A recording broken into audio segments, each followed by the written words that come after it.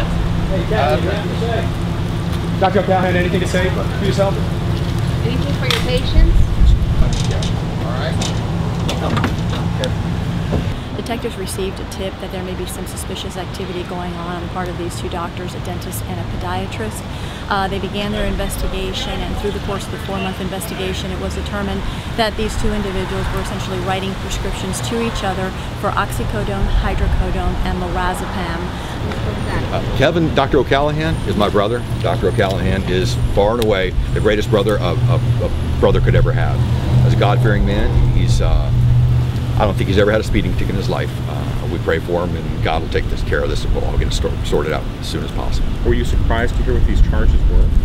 Astounded. I was shaken by the whole thing, as you know, all of us are. This is my brother. This is the guy that never does anything other than the right thing. So we'll get it straightened out. It is not just the addict, you know, with a needle in their arm. It's professionals that we're dealing with on a regular basis because of the stresses of society and accessibility. Probably 4 years ago, we really started seeing a growth of prescription medication hitting the streets, where part of our investigations went from purchasing in an undercover fashion, purchasing illicit drugs such as cocaine or marijuana or other type drugs. We started seeing more street purchases of prescription drugs, including oxycodone, OxyContin, Xanax, methadone, drugs of this nature. And so obviously that was a clue that the population is beginning to use and abuse these type of drugs more than the illicit drugs. Now, Charlene was active in sports. She was homecoming queen. Took her hours to get ready, to go out, to go to school, change her outfit a million times. Ma, what do you think of this belt? Ma, what about these shoes? So it would take her a while to get all her made up and ready to go.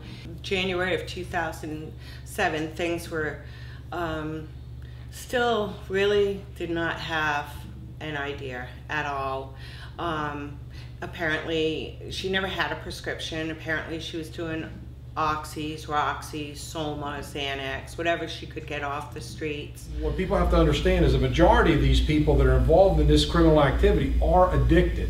They need the pills. So they get enough pills for themselves, and then they're going to sell the other ones.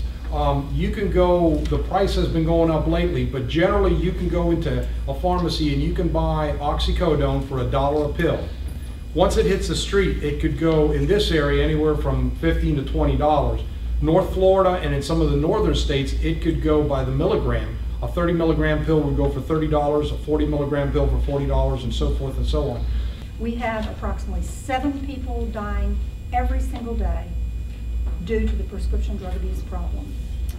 Dave Ehrenberg, who was recently named by our new Attorney General Pam Bondi to oversee the solutions to the prescription drug abuse problem in Florida, recently stated publicly that in the first 6 months of the year of 2010, there were 41.2 million doses of oxycodone prescribed by Florida healthcare practitioners.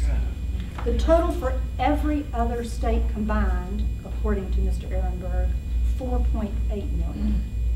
So you can see that we have a very serious problem that's out of control. it's already as bad or worse than the crack cocaine problems that we had in the 1990s. Through all of this, I have become very good friends with all of the people that have been affected by prescription drug abuse. He was actually in the Navy, and he's not here. This is Justin. His mom is the ban OxyContin, OxyKills. He's not here.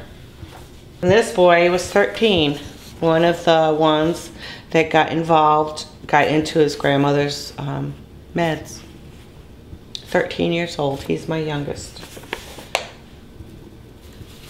I think even all the efforts and all the things they propose are barely going to scratch the surface of the problem until the governor really understands the problem, the depth of the problem, and until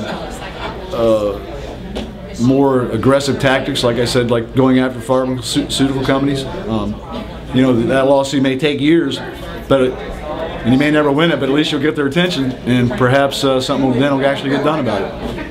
Really believe that we cannot arrest our way out of this problem. In other words, we can't go out and arrest 200, 300, 700 people, put them in jail, and then turn around and go, you know, the problem's been solved. It's not going to be solved that way.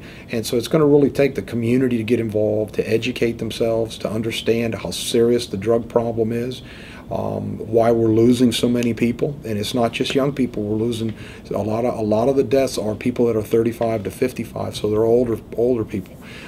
So this is a problem that affects everybody in our community.